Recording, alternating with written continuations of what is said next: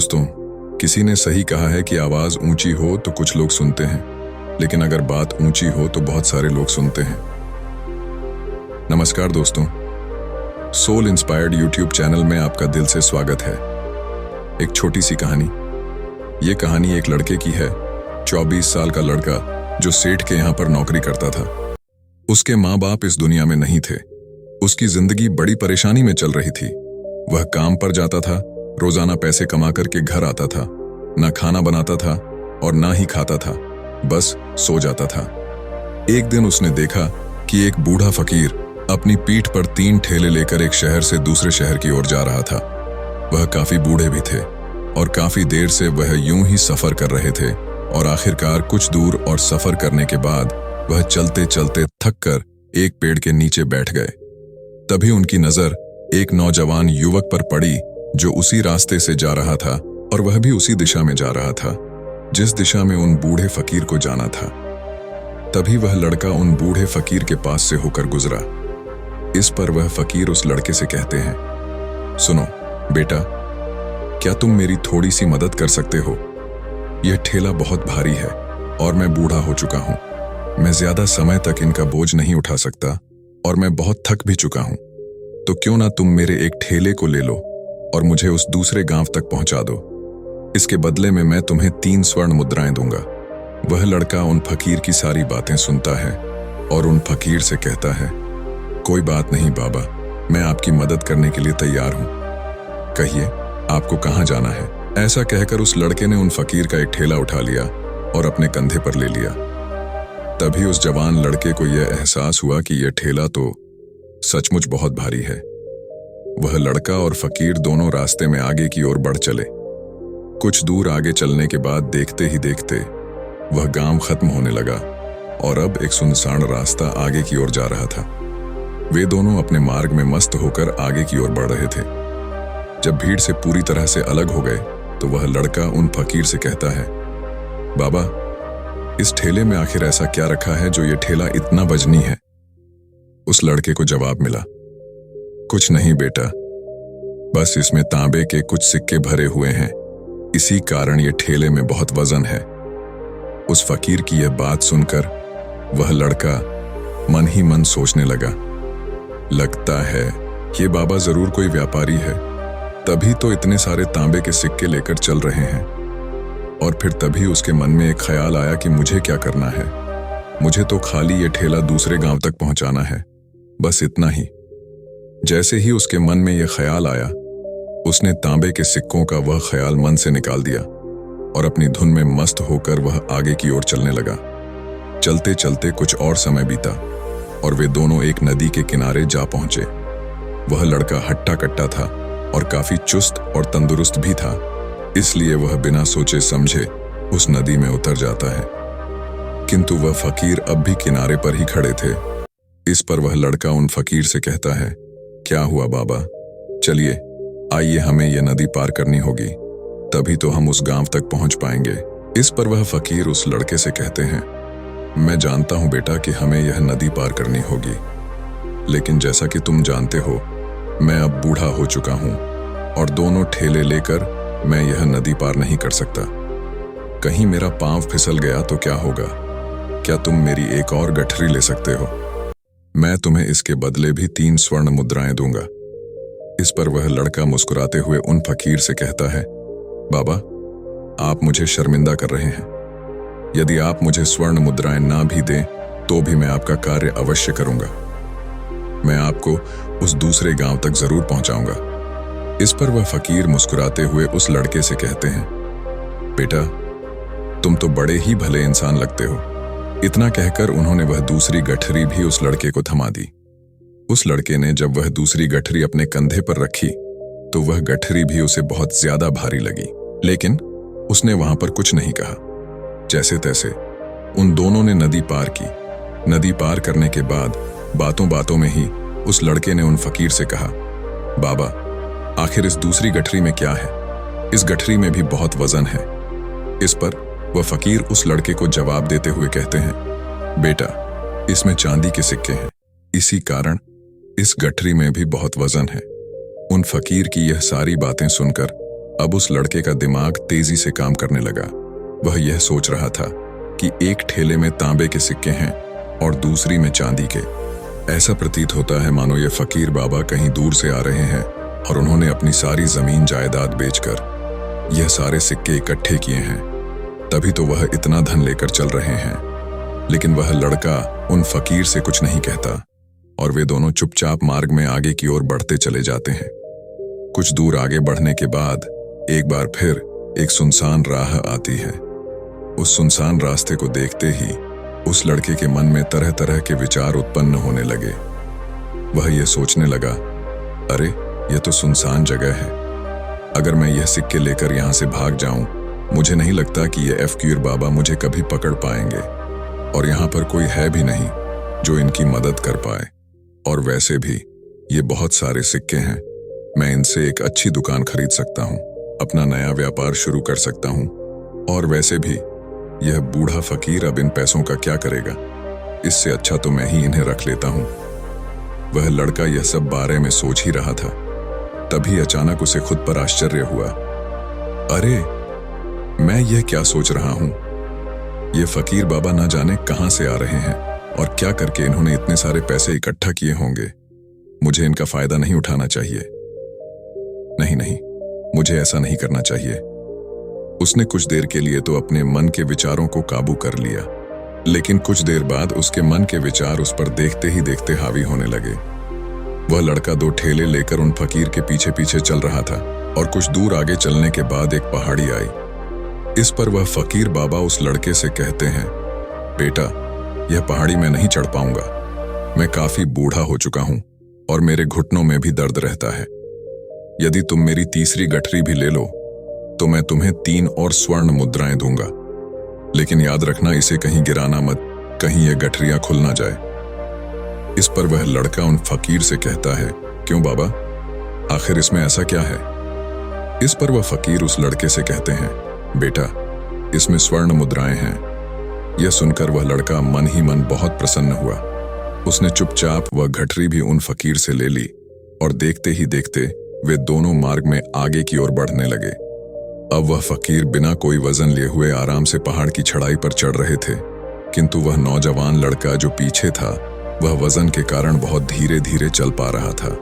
लेकिन जब से उसने सोने का नाम सुना था, उसका मन तो छलांग मार रहा था। वह मन ही मन सोच रहा था, अगर मुझे यह सारा धन मिल जाए तो मेरा पूरा जीवन तो आराम से कट जाएगा। वैसे भी ये बाबा तो बूढ़े हो चुके हैं, भला इन्हें इतने पैसों की क्या जरूरत है, इनका जीवन तो वैसे भी कट चुका है। मैं एक काम करता हूँ, ये सारे पैसे लेकर यहाँ से भाग जाता हूँ। लड़के के मन में अनगिनत विचार उठ रहे थे।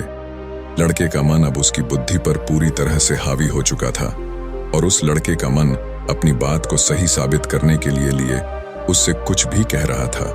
और तभी उस लड़के के मन में एक और विचार उत्पन्न हुआ और अब की बार वह लड़का यह सोच रहा था, लगता है यह फकीर बाबा कोई चोर है, वरना इनके पास इतनी सारे स्वर्ण मुद्राएं कहां से आएंगे। अगर यह कोई व्यापारी होते तो भला यह इस तरह से पैदल यात्रा तो नहीं करते, और अगर इनके पास इतने सारे पैसे थे तो यह कोई ना कोई साधन भी तो अवश्य कर सकते थे। लगता है यह कोई चोर है और चोर से चोरी करने में भला क्या बुराई है। यह सोचता हुआ वह लड़का अब उन फकीर से तेजी से आगे की ओर बढ़ रहा था और देखते देखते वह फकीर से आगे भी निकल चुका था। और वह यह सोच रहा था कि जैसे ही इस पहाड़ की ढलान आएगी मैं तीनों गठरियां लेकर भाग जाऊंगा। इससे ये सारे पैसे मेरे हो जाएंगे और मेरी गरीबी भी हमेशा हमेशा के लिए दूर हो जाएगी। मैं जो चाहूंगा मैं वो कर पाऊंगा, मेरे पास बहुत सारा धन होगा। और देखते देखते वह दोनों पहाड़ की चोटी पर पहुंच गए और अब ढलान का रास्ता शुरू होने वाला था। तभी वह लड़का उन फकीर से नजरें बचाकर वह तीनों गठरियां लेकर भागता हुआ आगे बढ़ गया। अब उसे अपना शरीर बहुत हल्का महसूस हो रहा था, मानो उसे उन तीनों ठेलों का वजन तक न मालूम पड़ रहा हो। काफी दूर दौड़ते दौड़ते किसी तरह से वह अपने आप को बचते बचाते अपने घर पहुंचा। उसके खुशी का कोई ठिकाना नहीं था। उसने सोचा, क्यों ना मैं जल्दी जल्दी इन गठरियों में से वह सारे पैसे निकाल लूं। यह सोचकर जब उसने गठरियां खोली तो पहली गठरी में उसे लोहे से जंग भरे हुए सिक्के मिले। यह देखकर उसे यकीन नहीं हुआ। इस पर उसने फटाफट दूसरी गठरी भी खोल डाली। उसमें भी उसे लोहे के जंग लगे हुए सिक्के ही निकले। यह सब देखकर वह लड़का बड़ा हैरान था। आखिर यह सब क्या हो रहा है? उन फकीर ने तो मुझसे और ही कुछ कहा था। अब उसने वह सोने वाली गठरी खोली और उसमें भी लोहे के जंग लगे हुए सिक्के ही निकले। यह देखकर वो लड़का बड़ा क्रोधित हुआ। उसने सोचा, उन फकीर ने मुझसे झूठ क्यों कहा? उन्होंने मुझसे ऐसा क्यों कहा कि एक में तांबे के सिक्के हैं, एक में चांदी के और तीसरे में स्वर्ण मुद्राएं हैं? वह यह सब सोच ही रहा था कि तभी उसकी नजर उस थैले में पड़े एक पत्र पर पड़ी। उसने वह पत्र उठाया और उस पत्र में लिखा था, यह पूरा नाटक ईमानदार व्यक्ति की खोज करने के लिए रचा गया है और मैं इस राज्य का राजा हूं। मेरी कोई संतान नहीं और इसीलिए मैंने यह षड्यंत्र रचा है ताकि मैं अपने राज्य में किसी एक ऐसे ईमानदार व्यक्ति की खोज कर सकूं जो मेरे बाद इस राज्य का राजा बन सके और इस राज्य भार को संभाल सके। और इस राज्य का भार वही संभाल सकता है जो पूरी तरह से ईमानदार हो, जिसके मन में किसी प्रकार का कोई लालच नहीं हो। इतना पढ़ते ही वह लड़का जोर जोर से चिल्लाने लगा। वह सर पकड़कर बैठ गया। वह यह जानता था कि यदि वह अपने मन के विचारों पर काबू कर लेता तो उसका जीवन संवर सकता है, लेकिन वह अपने मन के विचारों पर काबू नहीं कर पाया। दोस्तों, महात्मा बुद्ध कहते हैं कि मन ही सब कुछ है। आप जो सोचते हैं वही बनते हैं। इसीलिए आपका सबसे बड़ा दुश्मन भी आपको उतना नुकसान नहीं पहुंचा सकता जितना कि आपके मन के यह अनियंत्रित विचार पहुंचा सकते हैं। महात्मा बुद्ध कहते हैं, अपने भीतर ध्यान से देखो। हमारे भीतर जो विचार चल रहे हैं वही विचार शब्द बनते हैं और शब्द कर्म के रूप में प्रकट होते हैं। बार बार दोहराने पर कर्म बर्ताव में बदलता है और धीरे धीरे समय के साथ बर्ताव चरित्र में परिवर्तित हो जाता है और यही चरित्र हमारे भाग्य का निर्माण भी करता है। इसलिए हमें हमेशा अपने विचारों के प्रति सजग होना बहुत आवश्यक है। हमें जागरूक होना बहुत आवश्यक है। हमें यह जानना जरूरी है कि हमारे मन में किस प्रकार के विचार आ रहे हैं। आगे महात्मा बुद्ध कहते हैं कि कमजोरी हमेशा छोटे विचार से शुरू होती है।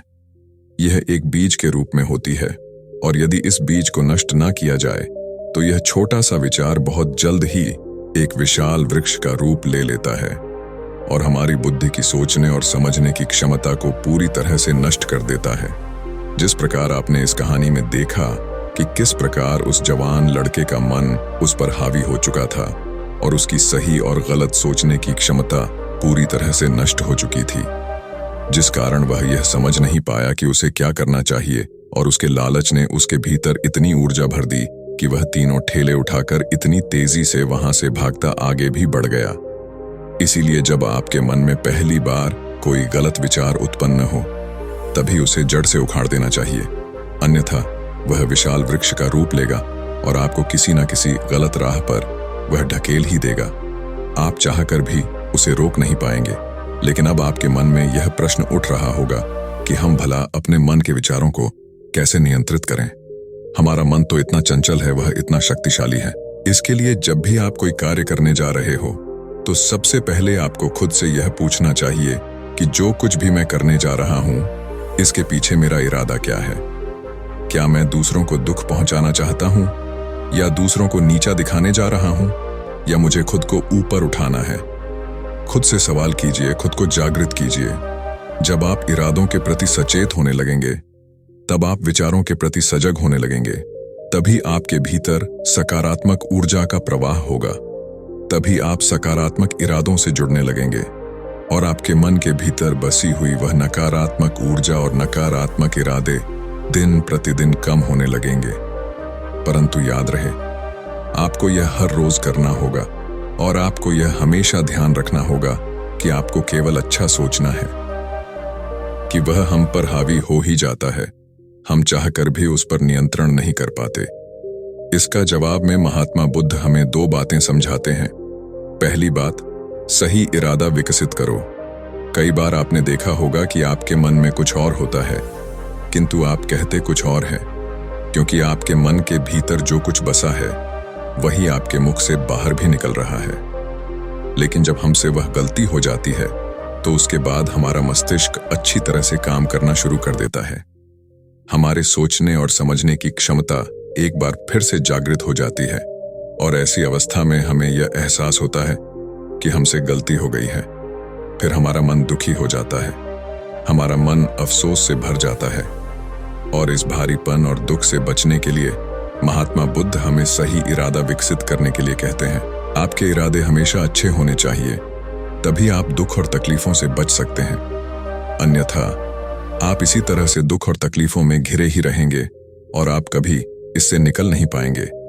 दूसरी बात, मन के प्रति सजगता विकसित करो, जिससे आपका मन देखते ही देखते शांत होगा और आपके मन के भीतर बसी हुई वह नकारात्मक ऊर्जा, नकारात्मक विचार खत्म होने लगेंगे और आप शांति की ओर आगे बढ़ेंगे।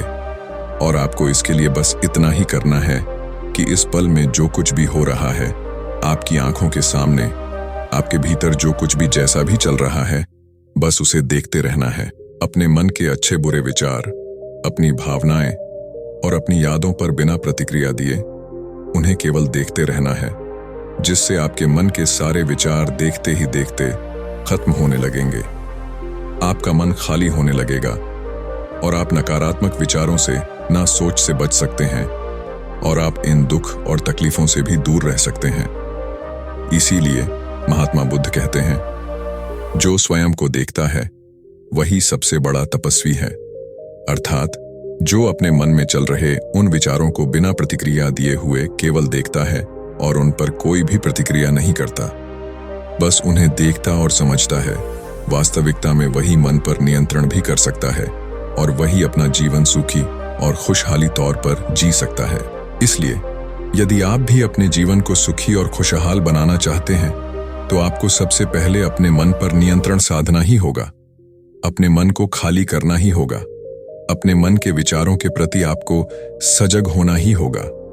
दोस्तों, उम्मीद है कि आपने आज की इस वीडियो से जरूर कुछ ना कुछ सीखा होगा। तो दोस्तों, इस वीडियो को लाइक करें और अपने दोस्तों के साथ शेयर भी जरूर कीजिएगा और हमें ऐसे ही सपोर्ट करने के लिए चैनल को सब्सक्राइब और घंटी बटन को जरूर दबा दीजिएगा।